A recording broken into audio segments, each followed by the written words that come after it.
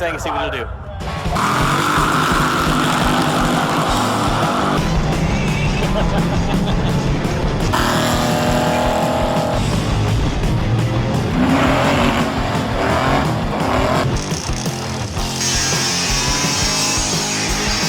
Ready to rock this, bro?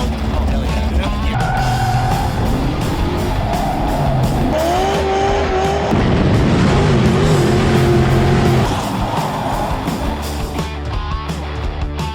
It's frame rail delete options.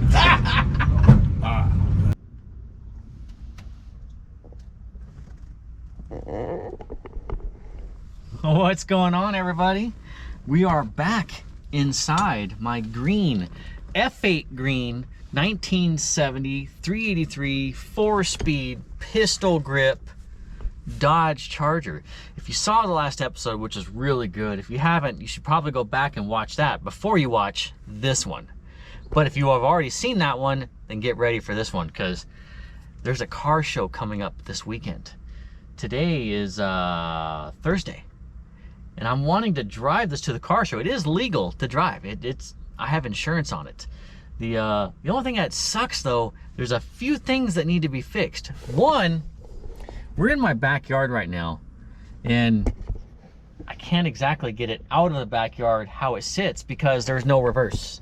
Reverse does not work. It will not. It's like hitting a block wall. It just won't go. And I have looked at the linkage under the car. I have taken the linkage off the transmission and tried to like crescent wrench it into reverse. I did get it into reverse with the assistance of a hammer, but other than that, I could not do it. So something is binding up, not allowing me to get the thing into reverse very easy. Also, if you saw at the end of our test drive last time, the radiator expired. Yes, here is the radiator that was in my car. It had expired. Well, I thought this is what blew. I thought the tank is what blew, which that was gonna be an easy fix, but it was not what actually. One of the tubes in the core just completely rotted. Like, I was gonna try and solder it, but if you look, the crack continues to go down the length of the core. So technically, it should just be recored. But if I'm gonna do that, I'm just gonna put a good radiator in. I'm gonna put a good cold case in it. I don't have one of those right now. They're actually a little back ordered because so many of you guys have been buying them. I actually had to dig through my stash. So this was in my stash, and it will bolt in. It's a 26-inch, I think it's a 3-core. It's not even a factory radiator. You know, there's not even any part numbers on the top of it. So this is an aftermarket radiator, but it's brass and it's a 3-core. There's actually 3 tubes in there. So technically, maybe it will be better. I don't know. And if you saw in that last episode, I also got a donor replacement grille and bumper assembly. So seeing as this one here has had one of the front teeth knocked out of it, you know, I've got another one that has all its teefies. So I think we're gonna replace that. And also I have the original valence off the car. The only problem is someone had not heated, it has all these broken studs. You know, someone had tried unbolting it without using heat and, you know, broke pretty much every stud off in the valence on there. And I have a goodie box. This is my goodie box that was in the back seat. And it has some of the pieces, the original stuff off of the valence. We got the front turn signal turn signal marker light. We've got the other, we got the right and the left. I believe I have another lens for that. We also have, here is the side marker because it's not in my fender. So, and like I was saying in the last episode, it looked like somebody was going to start doing body work, and so some things were taken off the car, but then they just kind of bolted them on to sell it, get rid of it, whatever. Here is a front bumper support. So this guy is going to go right there. So we'll probably go ahead and bolt that guy back on. Oh, here's another fender to bumper support. So this guy goes in there. What else we got? Oh, we got some more original dimpled lug nuts. Oh, here's a fuel line. Speaking of fuel, In the last episode, you saw me get this car running and driving with an appropriate 383 4-barrel Carter carburetor. Well, see, I have here, this is the original carburetor that should be for this engine. Yeah, someone had painted it blue, made it all Richard Petty-like. But this is the correct part number, the 4367-1, which is the 600 CFM vacuum secondary Holley, which is appropriate for the high performance model 383. So we're gonna go ahead and rebuild this guy so it'll make it appropriate. I also have the base plate. So this is the correct base plate for it. You see, it actually has the Mopar throttle linkage on it, because the Mopar cable driven throttles do not have as much pull to them. So the throttle needs to be closer to the pivot point so it gets all the throws and all the horsepowers. Now, I have some donor carburetors because that one's obviously missing some parts. So I've got a donor and another donor, and they're pretty much the same thing. Look, even this one has the appropriate Mopar throttle linkage. And you're probably telling yourself, why doesn't he just use that carburetor? Well, because, let me show you. These are not tuned to the 383 Mopar engine. So we're gonna look at the air blades. Now we're just gonna look at the secondaries because you can actually see in there better. But that's the high-speed air bleed, which is a tiny, tiny hole. Over here, both these holes are bigger than they are over here, which that is a calibration to the engine. So these carburetors were calibrated to a specific engine. You know, it's all about an air pump. That the 383 is going to pull different air, you know, at different loads and everything than, say, a 440 or a 318, 360, whatever. So we're going to use the carburetor that has the correct part number and the correct air bleedage for my car. We're just going to use the donors to rebuild that one. Because you see, my plan is I want it to get functional running driving, drive it to the car show, and go for that wow factor of people's reactions going, holy shit, this guy drove this thing here. Look at this, is the freaking Titanic of chargers. People's reactions as they get down on their, lay down and look underneath this thing and go, oh, whoa. So I think it will be hilarious to see people's reactions of something this bad driven to the car show. So that is my plan, is to go for that wow factor. And I guarantee you this car will get more attention because of that wow factor than the shiny ones that are perfecto.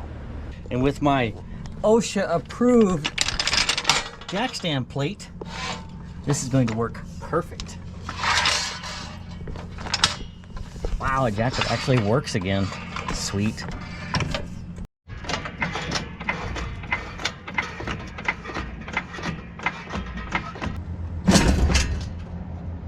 And on my OSHA approved jack stand plates, yeah, I'm having to do half the car in the dirt, half on the concrete, because that's as much as I really wanted to move the car around by hand right now, get the transmission fixed, then I can maneuver it around onto full concrete. Well, yeah, first part about getting a transmission out is you gotta pull the drive shaft. So I'm gonna go ahead and get this drive shaft out of the way, and you notice I have two jack stands on concrete, so I am 60% safe. I give the front 40%. So get this drive shaft out of the way, then I can move on to the shift linkage, the cross member, and hopefully drop the transmission down fairly easy so I can open it up.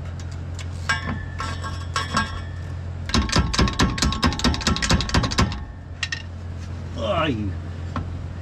Come on, there we go. All right.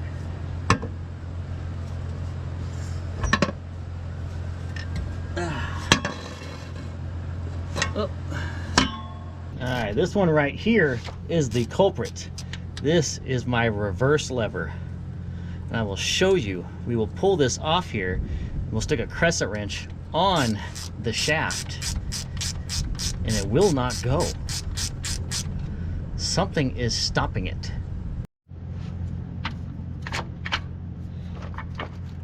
Oh, it actually.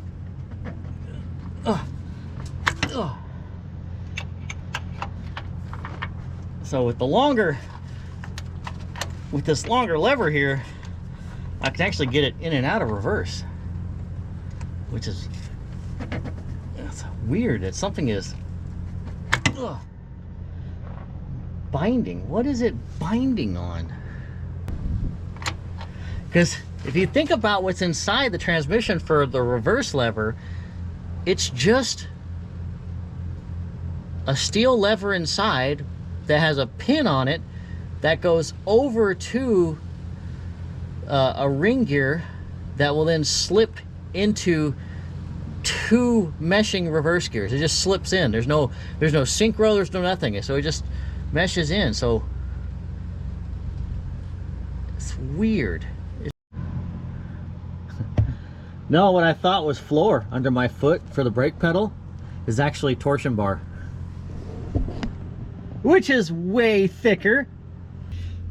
Let me do my Allen trick to pull the shifter.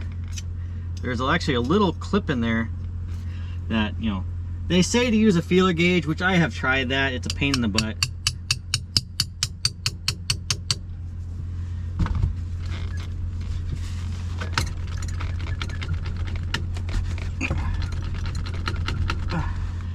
Did I not get it?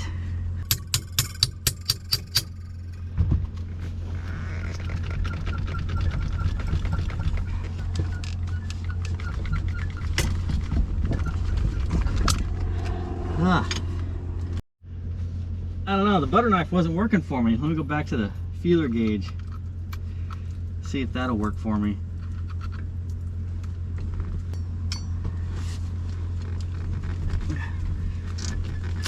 Oh, here we go.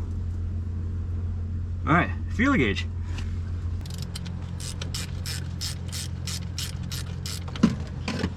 Aha, 4-speed mechanism disengaged.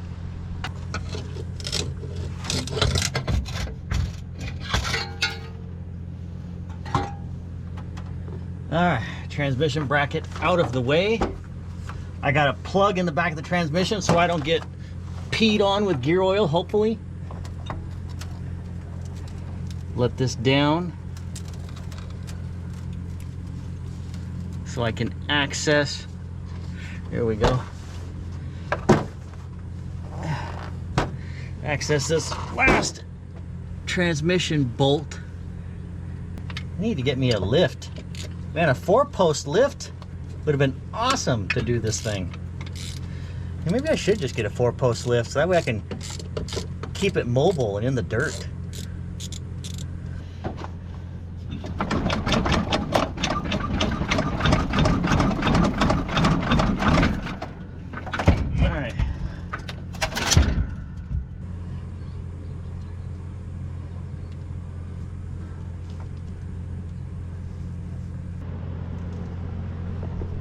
Transmission is out and it is on the pan, the dissecting pan. I just realized, can I technically call myself a shade tree mechanic now?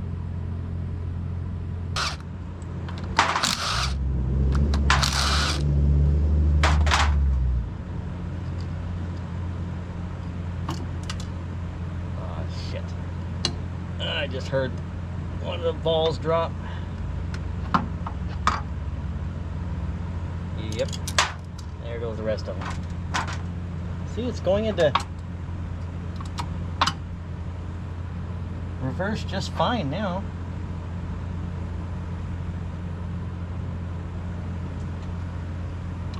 Huh. So I don't know if maybe the linkages here were not lined up correctly or what. That is aggravating. I don't know. I didn't really see anything wrong. Everything in there looked fine, so. Huh. Don't know. But we're gonna pull it back off and silicone it on. All I know is I have reverse now.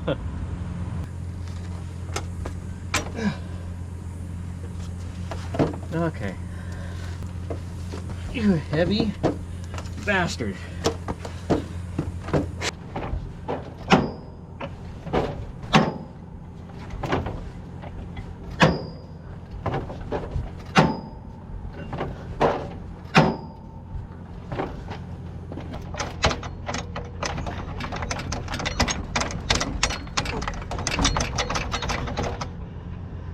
What the?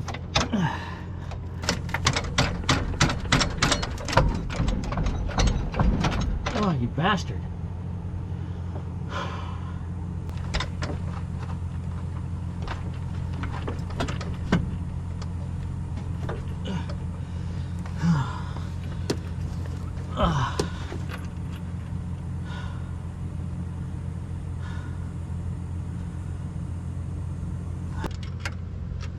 Well, I'll get all this put together and get it back up in the car. All right. You better go in frickin' reverse.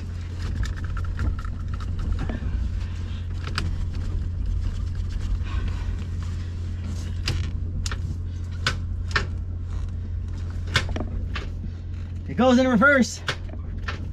It's really tight for some reason, but it goes in. So not really liking the luck conclusion.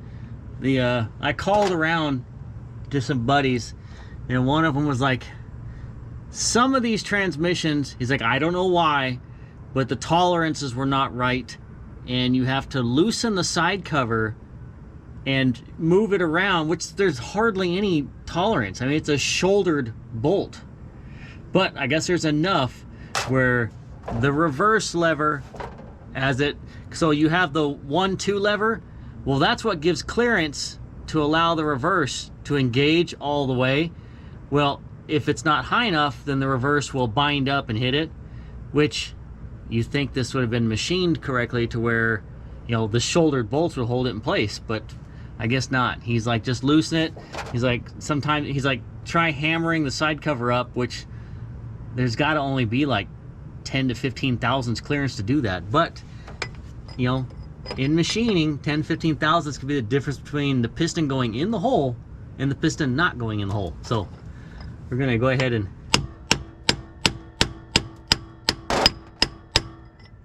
I loosened the side cover bolts to see if I can. All right, here we go.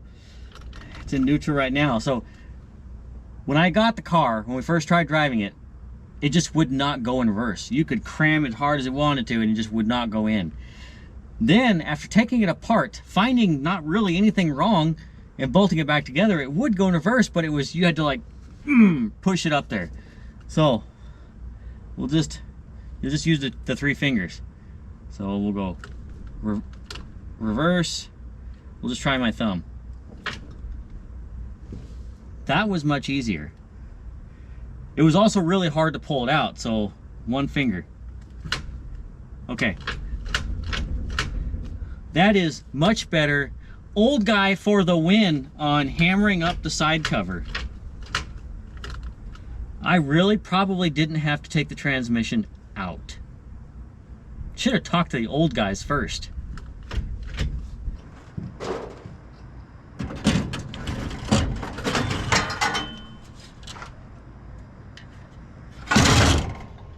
Shit. We weren't supposed to fall yet. See, now unlike the north, where as soon as the sun starts to go down, the wall of mosquitoes are coming out of the trees, here in Las Vegas, it's actually relieving when the sun goes down in the summertime. Less heat, less sun just barreling down on top of you, so I don't mind working at night. I'm actually right now having to scribe the holes for the radiator because only 1 bolt actually lined up. So this is not a correct radiator, but it will fit.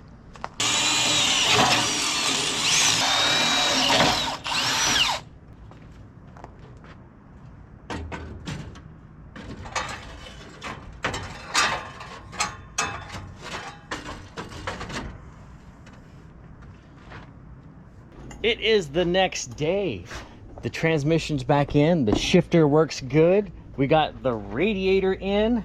So this thing could actually be officially driven, but we're gonna do some upgrades. We're gonna replace the knocked out tooth grill with a full grill, put the valence on, the side or the front marker lights and everything. And I even have, bam, Derek is back. Say what's up, Derek. Hey, what's up? So Derek's gonna help me do the bumper and the valence and all that goody stuff. But also right now, haven't done this in a minute because I've been out of town. But Bolt, it is doggy treat time. So we might have some potential winners here. Yes, anybody that buys Bolt a doggy treat, if he actually catches your treat, you get a prize. So Bolt, are you ready for some treats, huh? Who we got first? We got some older ones that I had forgot to do. So we got Stephen Gamsby. So we're actually gonna bust these treats in half because there's a lot we're gonna do real quick. So Bolt, are you ready for a treat? Now remember, you have, stay right there, hold on. Okay, you have to catch it, Bolt, in order for them to get the prize. Here we go. Oh, first one right off the bat. What the hell, Bolt? You're supposed to like, I'm gonna be losing here if we keep doing it, if you keep going like that. All right, so Steven wins. So Joseph, I'm just gonna say Thiel. I don't know how to pronounce the name, but Thiel. I was terrible at that. All right, this one's for Joseph. Bolt, are you ready? Ready, Bolt? Here we go. Hey, quit inching forward. That's cheating. Okay. Yes, I win. You lose, Joseph. I'm just kidding. I hope everybody wins. But you are off. And then I had been got reminded that Tad and Sue, they actually did it twice. So, okay, this one's for Tad and Sue. Bolt, are you ready? Tad and Sue, here you go. Come on, Bolt. You can do this for these guys. 3, 2, 1. Oh, he almost dropped it. That is, Bolt, you are like kicking my butt today. So Tad and Sue, you guys win. Timothy Heasel, I do not know how to pronounce that, but Timothy has 2. So we'll go ahead and knock out 2 real quick. Maybe it's because the treats are smaller now, he's catching them. All right, Bolt, hold on. Ready? Here you go. Oh, nope. So Timothy, you get one more shot. Bolt did not catch that one, but here we go. Are you ready, Bolt? Hey, you know, quit inching closer. Quit inching closer, you're cheating. Okay, ready, Bolt? Coming right at you. Oh, loser twice. Sorry, man, he let you down. All right, we'll do one more right now. So you know what? To show I'm not here, Derek, you throw this one to Bolt, okay? Come on over. You can't just give it to him. I'm kind of teasing it. Okay. All right, he's got it, Bolt. Look. Well, damn, were you trying to throw it to me? Bolt, or Derek, you're a terrible pitcher. That one was cheating. I'll have to. Okay. All right, Bolt. Stay right there. All right, this is gonna go right to your nose, Bolt. And he still didn't catch it. I guess you were just destined not to be a winner on that. Sorry, Mike. All right. So we'll go ahead and cross those off and we're gonna get back to work on the car. Now, when you're taking apart a rusty car, heat is the best thing you can use. All of the PB Blaster, the Magic Rust Liquidator juices, I mean, if you want to spray the stuff on and come back days later, it might work, but what works really good is just heat. And this isn't even the good heat. I ran out of the actual butane or the MAP gas, so this is just propane. But we're gonna pull the front bumper right now, and you want to get to the threads or get to the nut part of it. So I'll just heat that up, and what it will do is it's going to break that rust barrier apart to where we can actually unthread it without damaging the threads or ripping the nut loose from the chassis. Let's see if it's going to knock it loose. They knocked the battery loose, that's for sure. Ooh, did it just come right out? Heck yeah. Here, put your tongue on that, see if it's hot. No, I'm good.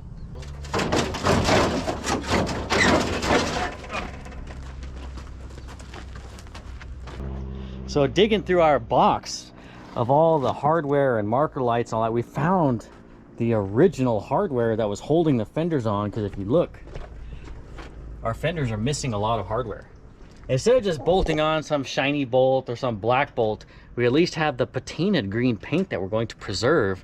We're going to tap the threads in our J-nuts and put new J-nuts on the valence, put new J-nuts on the fenders, so that way we can attach all of this back together with the bumper that's in better shape. But yes, look, that's all off. Oh, so we have our bumper support here and our bumper bracket that we're missing right there. They are right here.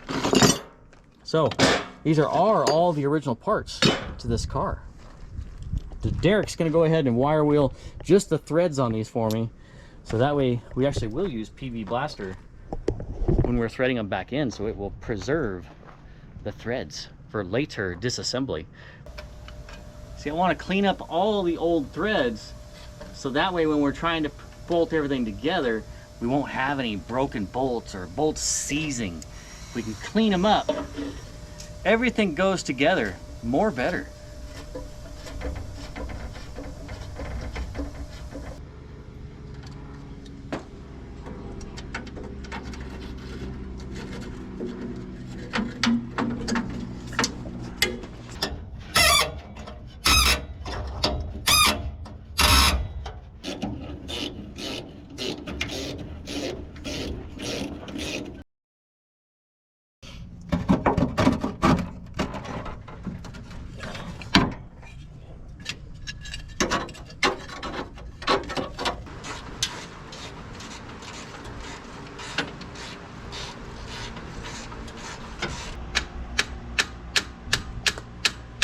Definitely need to try and clean up the threads for the bumper bolts, because you know these things are probably going to seize up trying to go back in.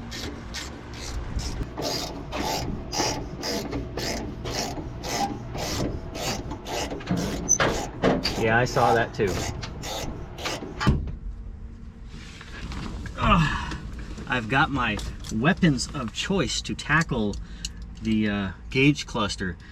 So the only thing on the gauge cluster that works is the light switch, the tach, the speedometer. Nothing else here works. And usually it's just like a simple fix, like maybe regular, because there's a separate voltage regulator on the cluster itself that knocks it down from 12 volts to 5 volts.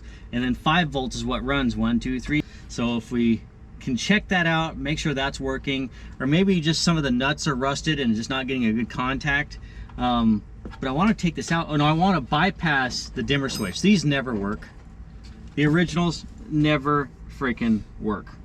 So, and when you're in these cars, I have never ever needed to dim the lights down. They're pretty dim as is. And so maxed out to me is like almost the low setting. So I'm gonna go ahead and bypass the dimmer switch, so that way I have full 12 volts going to the gauge cluster lights. So I'm gonna go ahead and drop the steering column a little bit, and then I have to remove this A-pillar trim.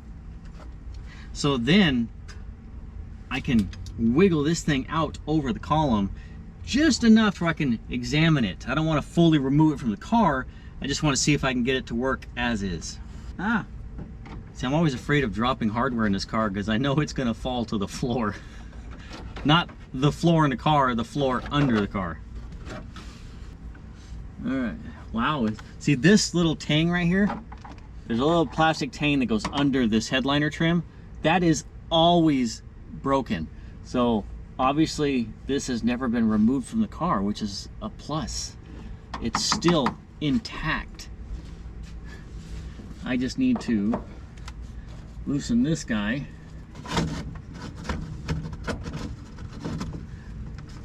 "50-year-old plastic." Gotta be gentle.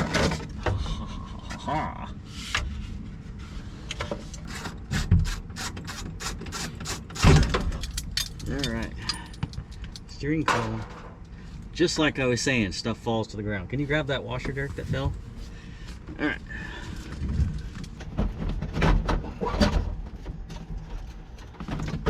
There we go. now I have access.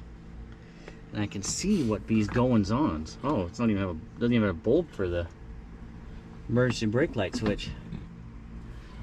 There is our notorious 1970 double headlight relay. So only 1970 Chargers had that. The rest of the Chargers were all vacuum operated, but a 1970, the headlight doors and the grille were electric.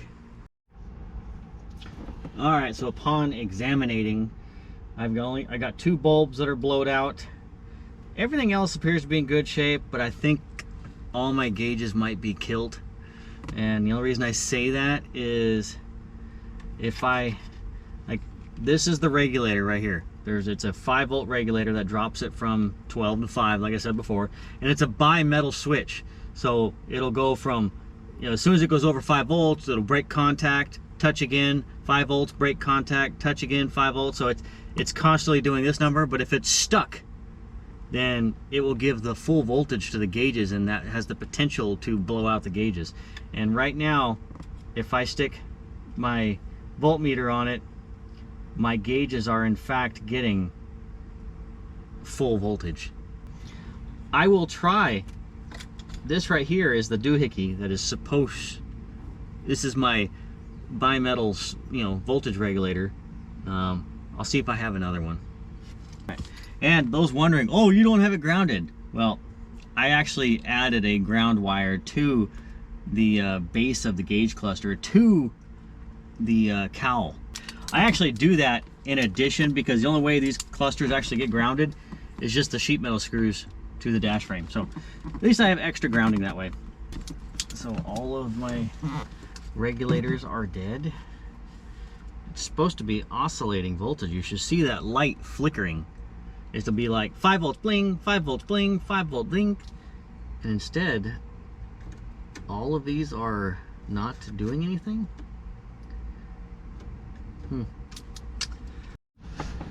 So 4 voltage regulators later, that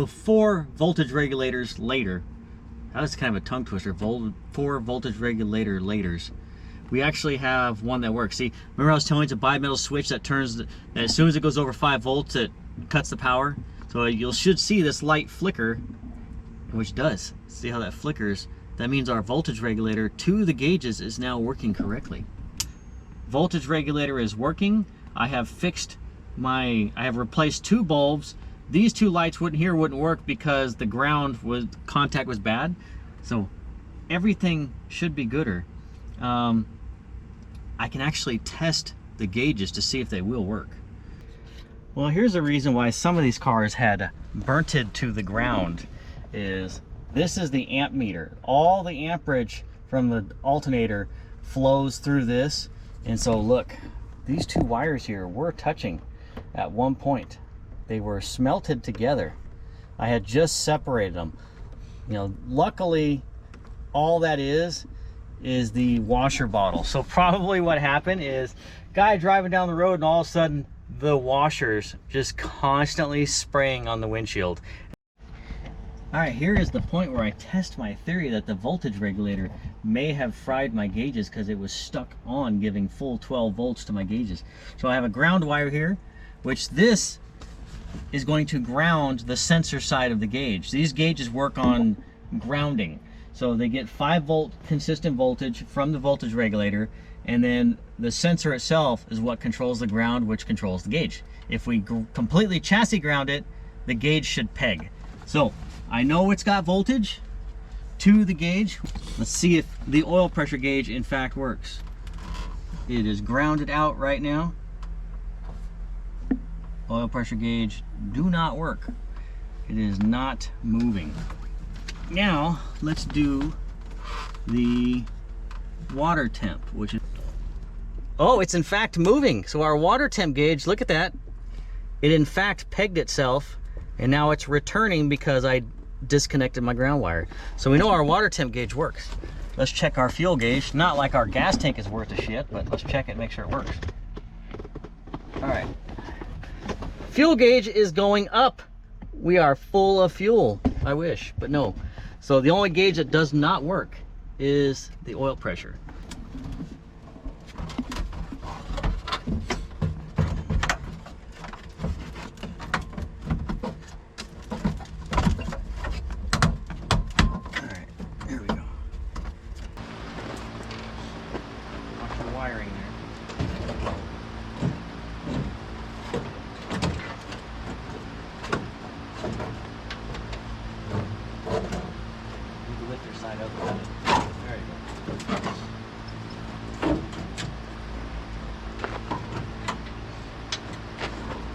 up on mine.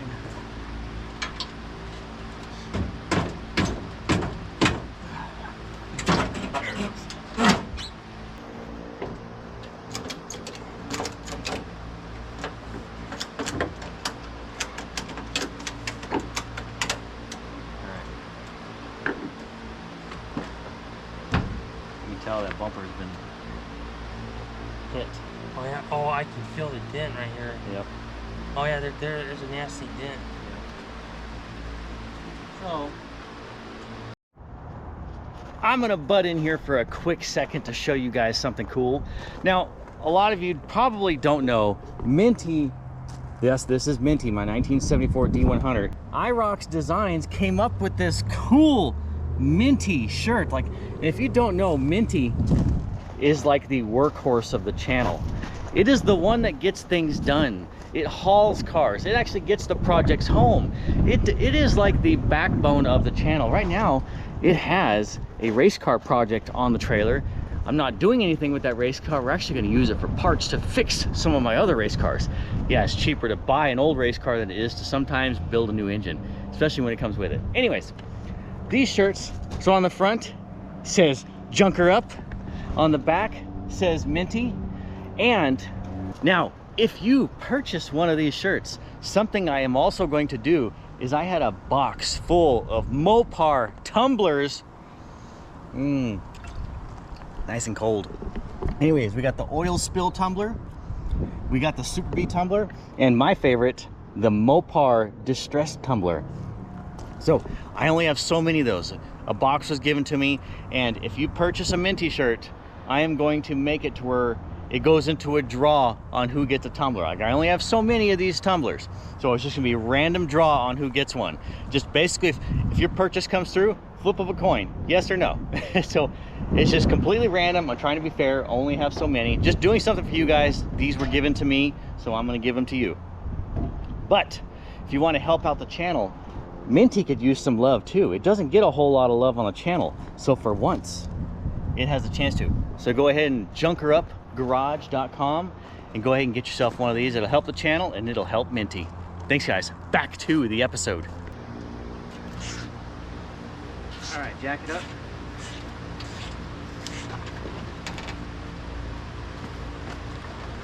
All right, does that look better?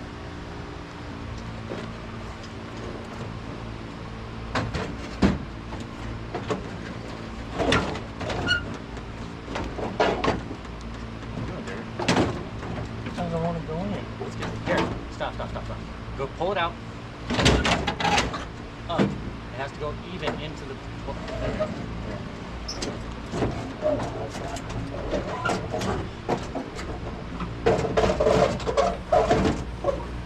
No, it's not deja vu. I couldn't stand looking at the tweaked front bumper on this car, so we replaced it with another one I had.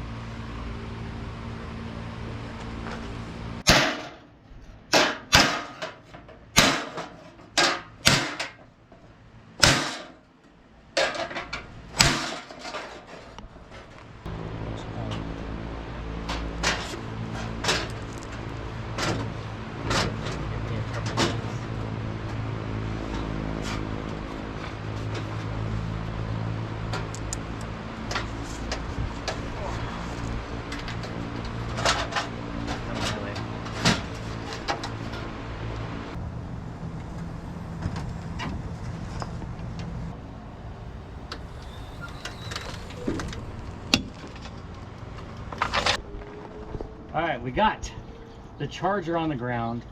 The old new radiator is in it. We got our other grill bumper on it. We got the valence on it. Oh, we actually have a headlight motor now. Our gauges, 2 out of 3 of our gauges are going to work. We have gauge lights. I have reverse now. So there's actually a bunch of things that have changed on this car since I got it home. It's actually like almost like full street car, minus the rust and, you know, other negative things. Right now we are going to do a radiator flush. So this block is probably full of all kinds of rusts and things, plus the radiator. So we're gonna go ahead and flush it let it get up to temperature, let it sit for a while, and then we're gonna drain it again, just so I know I have a good cooling system. You know, because I live in Las Vegas, man. All right, I still don't see any leaks, so I think we're good. Damn it, we got a leak. I'm gonna try and just pinch it, just to do this radiator flush. We'll try and fix it better later.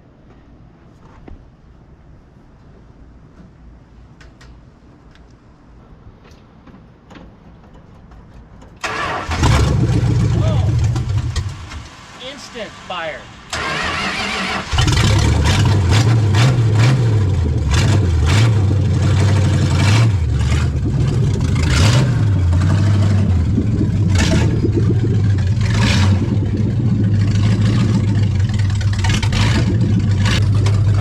Let this run and circulate for a while.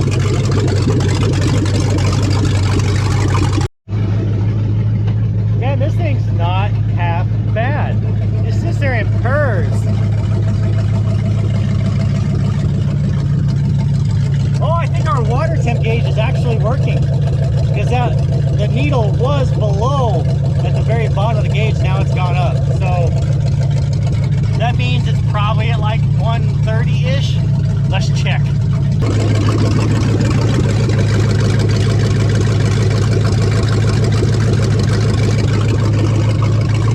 On the monies. Just doing its thing. 56 years old. And this shit still works.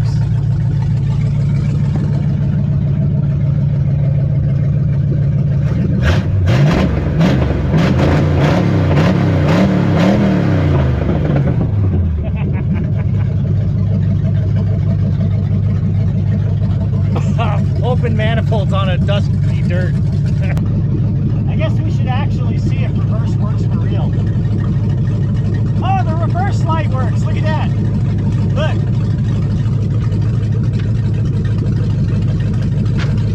The reverse light still freaking works.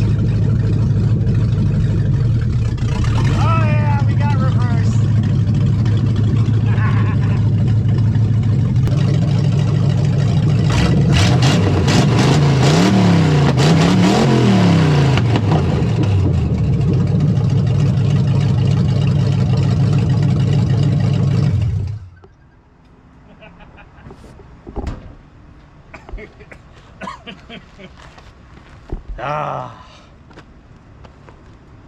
Horsepowers.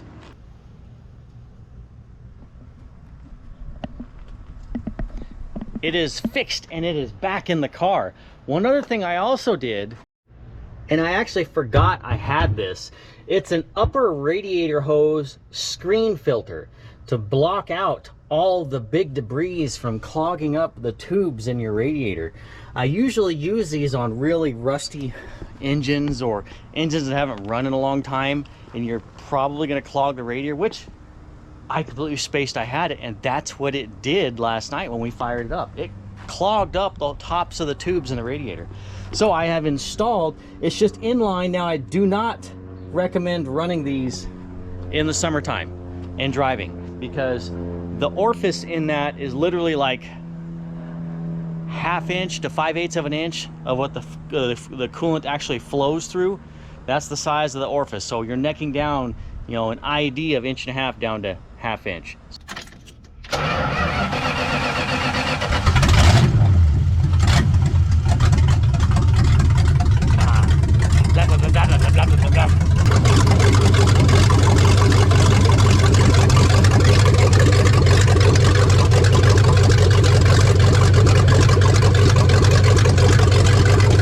It's already capturing shit.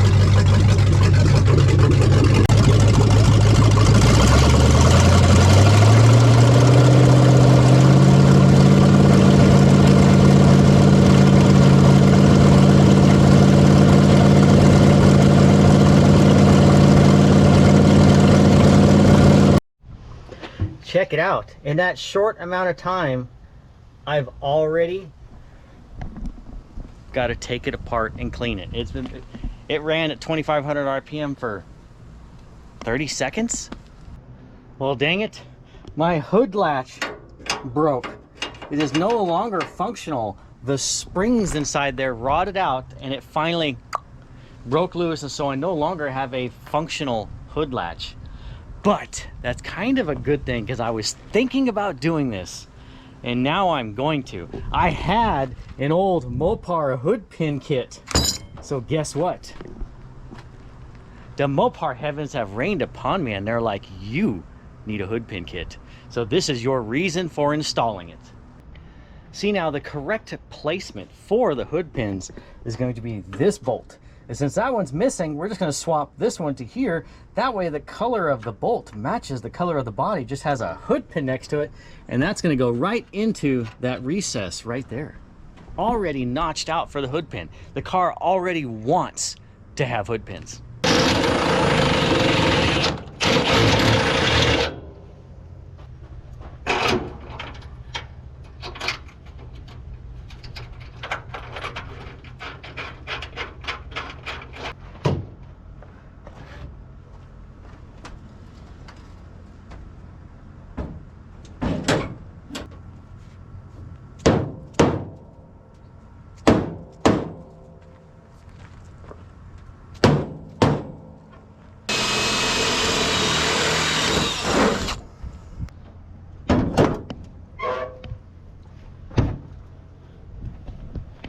On the money. Now I can go bigger.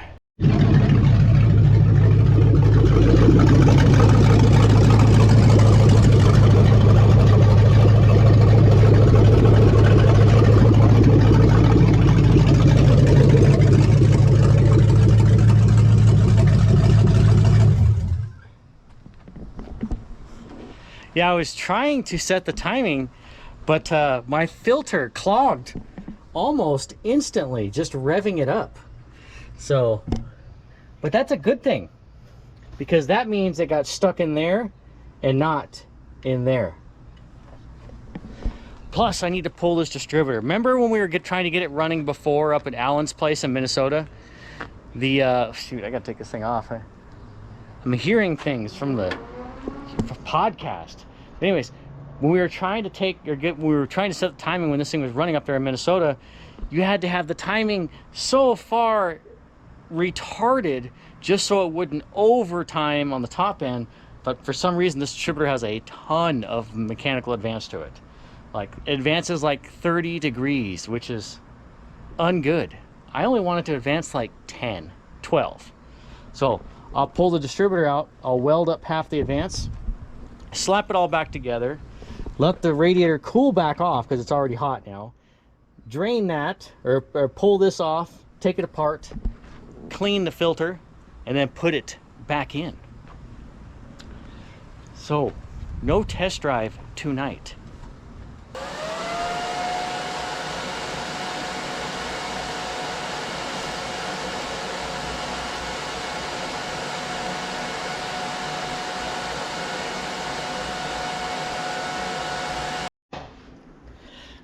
There, see, I took away some of the centrifugal advance, probably about maybe a third of it. Another thing I found out, which is a thing I really like, I have a whole episode on vacuum advance and why you should run it. Even on a cammed engine, it will really help out in driving economy. It won't help out with horsepower whatsoever, but it'll help out with drivability on a big engine, even a daily driver engine. But the vacuum advance that was on my distributor, there's no vacuum. The diaphragm in here is ruptured, so it do not do nothing. But I grabbed another distributor, and here can hit vacuum. So I'm going to rob that one and put it on my distributor that I had just all done. I lubed everything up so that even the base plate can move freer now. So everything's all lubed up. Ooh, another treat.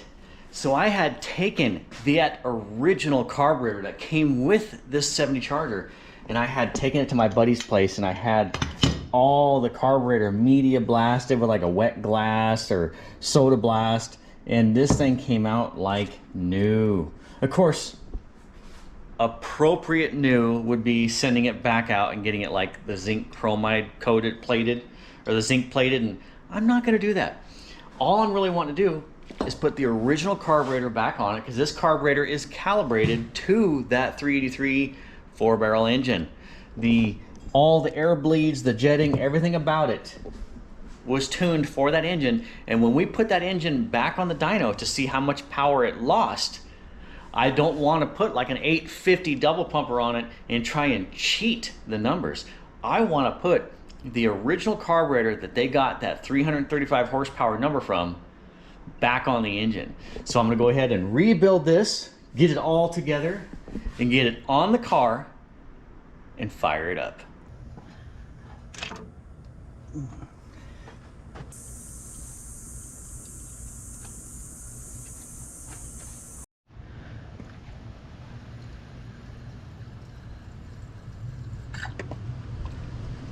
And you know, I am just guessing the timing is in the realm of starting. So we're gonna have to adjust the timing, adjust the carburetor, everything.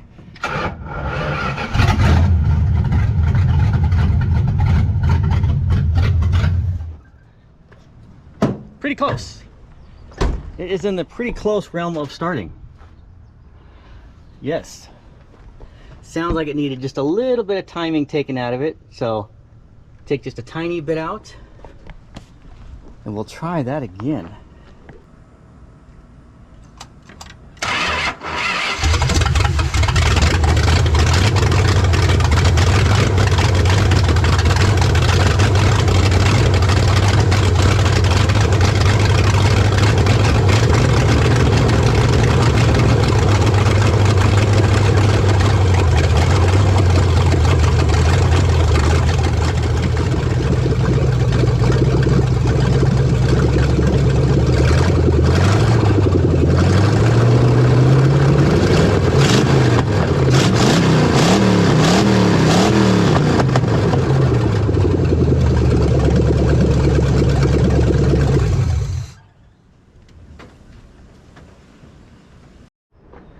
Well, I'm gonna say the balancer has actually spun on the hub a little bit, because in order to get the timing where it should be roughly at idle, it just barely wants to run, which tells me the outer ring had retarded itself on the hub a little bit.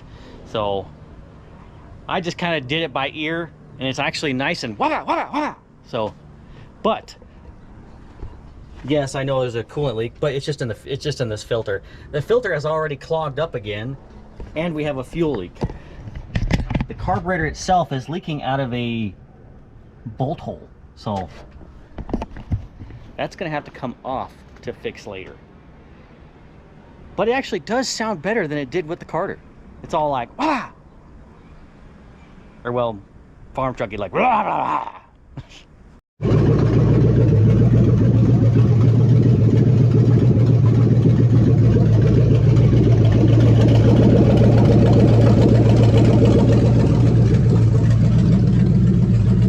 Sounds like it's running pretty good now.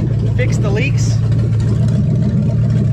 And this carburetor is way more responsive than the other one. It's actually tuned up good to it.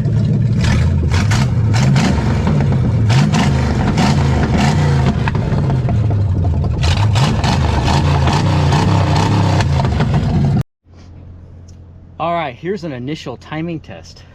So our water temp is high because I almost said fuel filter, because the water filter is clogged up. So if we have too much initial timing in it, because the balancer is pretty much useless on setting timing now. But we can see if it tries to rut, rut, rut, rut, rut when you're cranking it, that means it has too much initial. Nope. We could actually put a hair bit more into it. Alrighty guys, today is the day we see what the people think at the car show. We got our fire extinguisher. We've got our warning sign. I think it's time to drive this thing to the car show, which is just a couple miles down the road, and just kind of sit back and see what people think about this rusty, hunk o' poopy that is driven to the show.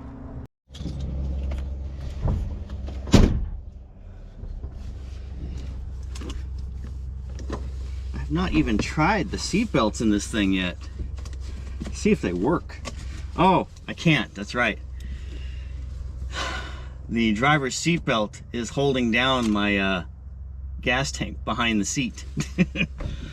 Well, let's fire this thing up.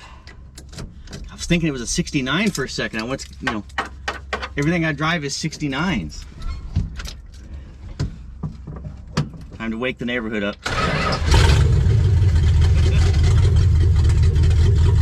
Farm truck, ah!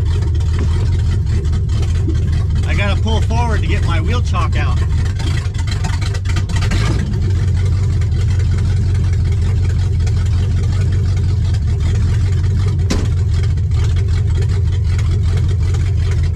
Yay, my reverse light still works.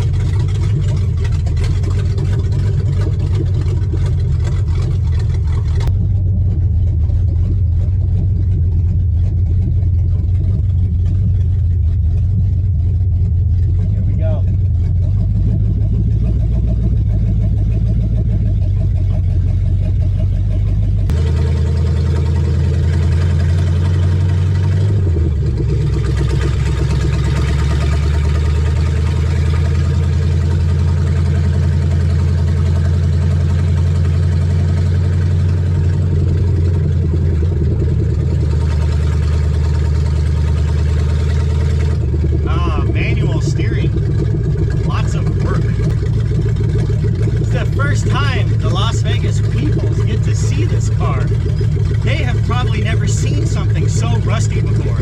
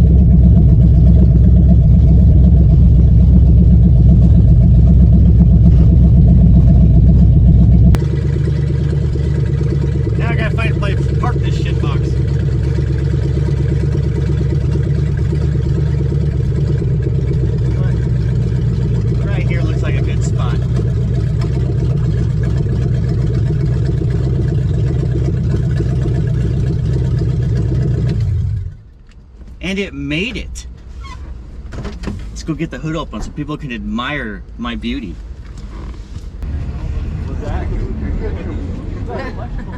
You get your phone. It is next week. Yep. It wasn't 68, didn't say fuel though.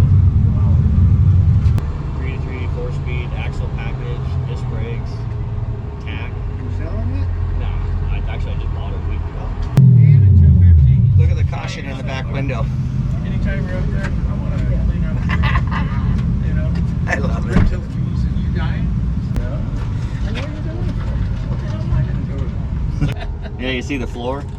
There is no floor, it's just carpet. Oh, jeez. You have to rest your foot on the trans tunnel. That's funny. Okay, yeah. It's a frame. It's frame rail delete options. Frame rail delete option. Oh shit. You know, when I was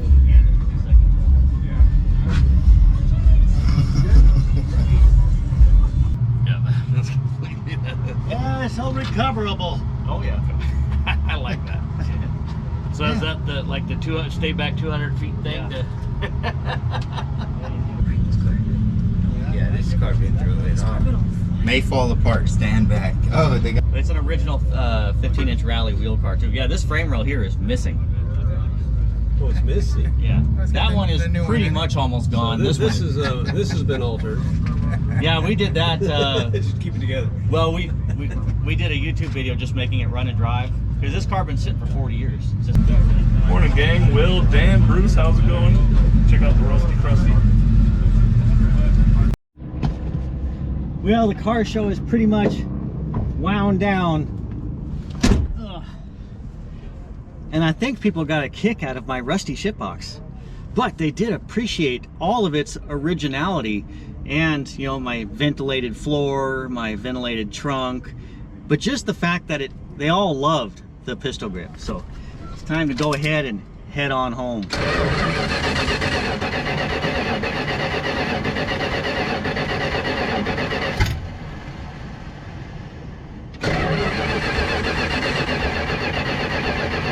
If it will.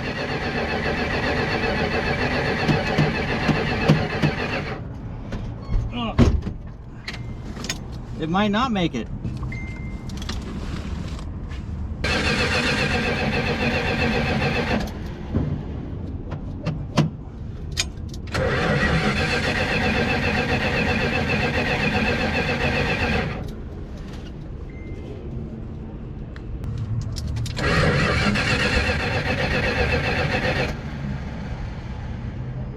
Get it smart?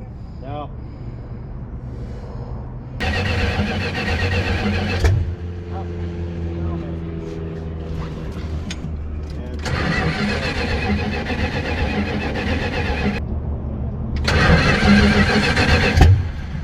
Oh, you know what? I got the ballast in the tip. Is it just trying to fire and run? Cranking.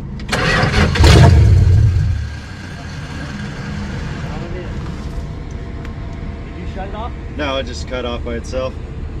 Here, want me to try to hit it again? Yeah, hold on. Okay. Try this again. Got the ballast bypassed. Come on. That's what it was. Ah. All right. I had my fun at the car show, but now it's hot. Time to go. Ah, it still runs. Let's get the hell out of here.